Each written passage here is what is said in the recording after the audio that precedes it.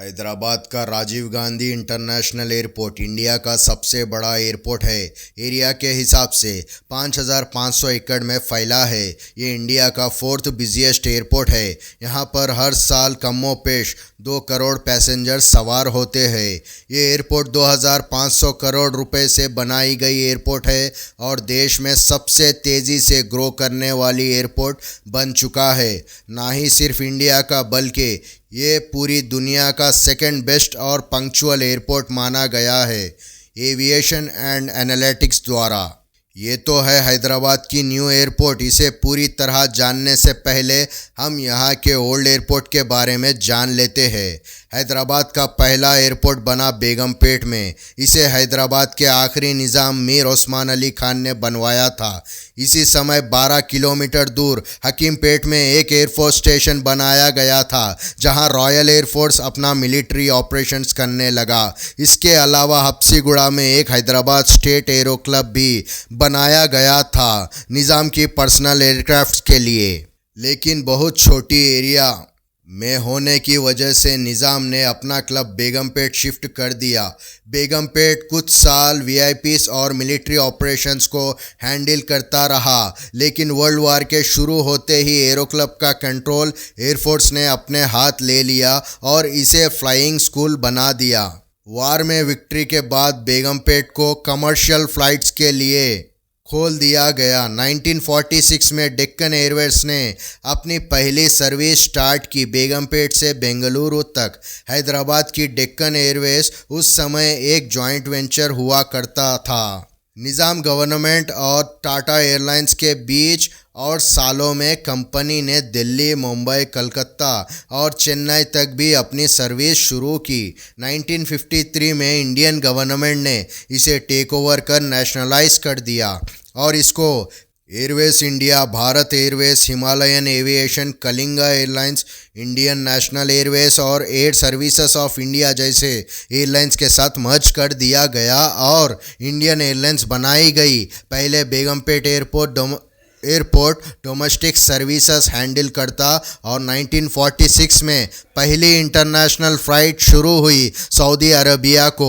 1950 से हकीमपेट के सारे इंटरनेशनल फ़्लाइट बेगमपेट शिफ्ट कर दिया गया। हकीमपेट एयरपोर्ट को ट्रेनिंग और मिलिट्री पर्पस के लिए इस्तेमाल किया जाने लगा।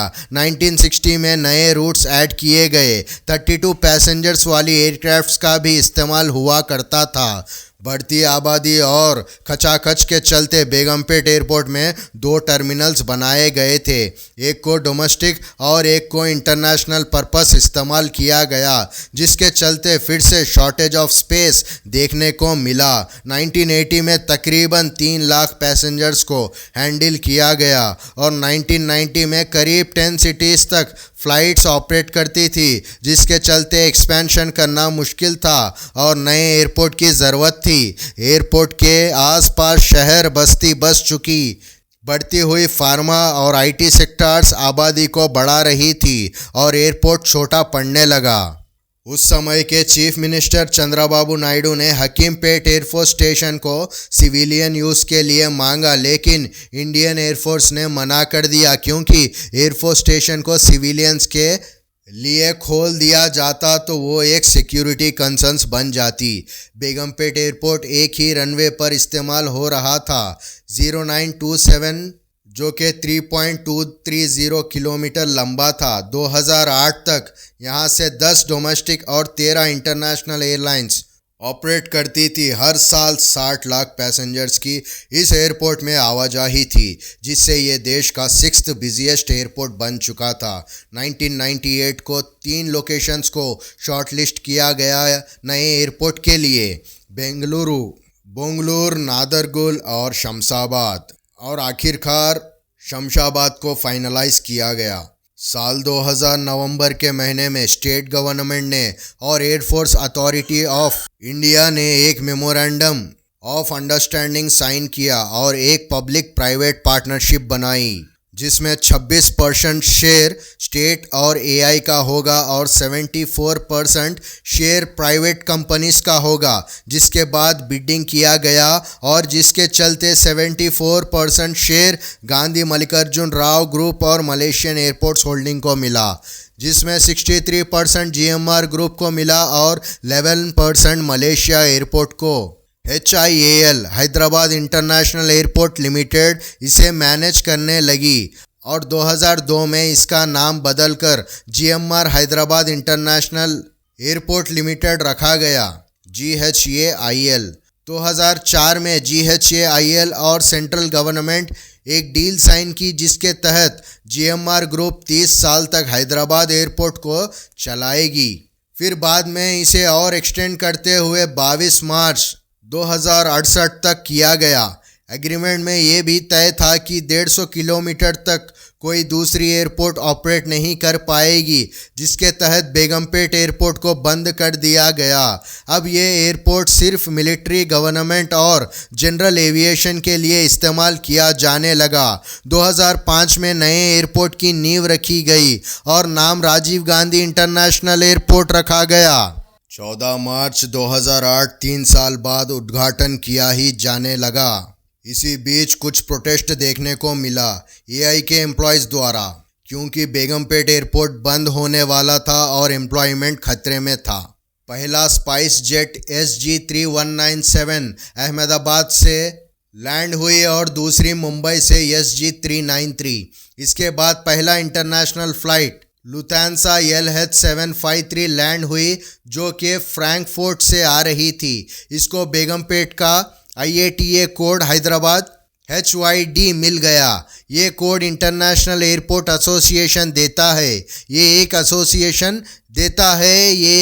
3 लेटर जियो कोड है, जो एयरपोर्ट को उसकी लोकेशन के हिसाब से दिया जाता है। एक सिटी में मल्टीपल एयरपोर्ट्स होने के बावजूद उन्हें इस कोड के थ्रू आसानी से आइडेंटिफाई किया जा सकता है। ऑपरेटिंग के दौरान राजीव गांधी इंटरनेशनल एयरपोर्ट 5,500 एकड़ में फैला हुआ है और 2,000 एकड़ पर एयरपोर्ट बना हुआ है। 1,700 एकड़ पर एयर साइड है और 300 एकड़ पर लैंड साइड के लिए बाकी 3,500 एकड़ है उसे फ्यूचर एक्सपेंशन के लिए रखा गया। इस एयरपोर्ट में 2 एक्टिव रनवेज है, 0927L जो कि 4.2 किलोमीटर लंबा और 0927R जो कि 3.7 किलोमीटर लंबा है। रनवे इतना लंबा है कि एयरक्राफ्ट एयरबस A380 भी यहाँ पर लैंड हो सकता है। 2012 में 092LR का उद्घाटन किया गया और ये उसी समय से साउथ इंडिया का पहला इंटरनेशनल एयरपोर्ट बन गया। दूसरे रनवे को तब यूज़ किया जाता है जब पहले रनवे पे मेंटेनेंस या ट्रैफिक हो। 2011 में स्पाइस जेट ने अपनी कन्वीनियंट एयरपोर्ट के स्पेस को देखते हुए RGI को रीजनल हब बनाया और यहाँ से अपना नया Q400 बॉम्बार्डायर एयरक्राफ्ट ऑपरेट करने लगे। एयरपोर्ट का पहला टर्मिनल 2008 को खुला और इसकी कैपेसिटी 1.2 करोड़ की थी। नवंबर 2023 में इस टर्मिनल को एक्सपेंड किया गया और पैसेंजर कैपेसिटी हो गई 3.4 करोड़ पर ईयर। पहले ये 1.17 लाख स्क्वायर मीटर फैला हुआ था और अभी 2.7 लाख स्क्वायर किलोमीटर में फैला हुआ है। फिलहाल एक ही टर्मिनल एक्टिव है और इसका वेस्टर्न साइड इंटरनेशनल फ़्लाइट्स को हैंडल करता है और ईस्टर्न साइड डोमेस्टिक फ़्लाइट्स को। पैसेंजर टर्मिनल के अलावा 3 पार्किंग एप्रॉन्स है, एक कार्गो टर्मिनल और एक मेंटेनेंस और रिपेयर का एप्रॉन है। RGI एयरपोर्ट टोटल 85 डोमेस्टिक और इंटरनेशनल एयरपोर्ट को ऑपरेट करती है। कुल मिलाकर 30 एयरलाइंस इस एयरपोर्ट से ऑपरेट करती है, जिसमें इंडिगो एयरलाइंस लार्जेस्ट है। इंडिगो ने पहली बार ऑपरेशन स्टार्ट किया था हैदराबाद में और महीने में 4,400 फ्लाइट्स ऑपरेट करती है। एयर इंडिया दूसरे नंबर पर आती है और सिर्फ 400 फ्लाइट हैंडल करती है। बोइंग 777, एयरबस 350, एयरबस A330 भी यहाँ से ऑपरेट किए जाते हैं। साउथ इंडिया के बिजिएस्ट कार्गो में से एक है ये एयरपोर्ट। 14,330 स्क्वायर किलोमीटर पर फैला हुआ है। साल 2022-23 में ये देश का 5th लार्जेस्ट कार्गो ट्रांसपोर्ट बन गया। इसे Hyderabad Menzies air cargo private limited handle करती है, जो कि GHIAL और मेंजिस एक जॉइंट वेंचर है। मेंजिस को 1983 में फाउंड किया गया था स्कॉटलैंड के बुक सेलर मेंजिस द्वारा। कार्गो टर्मिनल में फार्मा जोन भी बनाया गया है। ये देश की पहली ऐसी फैसिलिटी है और लगभग 70% फार्मा एक्सपोर्ट यहाँ से ही होते हैं। हैदराबाद को bulk drug capital of India और vaccine capital of the world भी कहा जाता है। हैदराबाद में फार्मा सिटी बनाने का काम भी चल रहा था और लेकिन एनवायरमेंटल रीजंस के वजह से इसे एक फार्मा सिटी की जगह 10 फार्मा विलेजेस बनाए जाएंगे। Green field pharma villages Nalgonda, Vikarabad, Medak district में बनाए जाएंगे। 1000 से 2000 एकड़ में गवर्नमेंट का प्लान है फार्मा इंडस्ट्री को पूरे स्टेट में फैला दे ताकि विकास हो और जॉब अपॉर्चुनिटीज़ भी क्रिएट हो सके।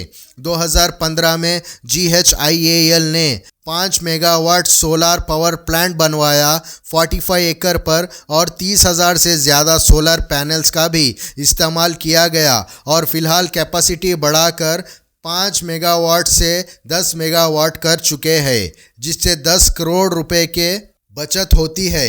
3 साल में ये एयरपोर्ट 100% सोलर पैनल से ऑपरेट करने लगेगा।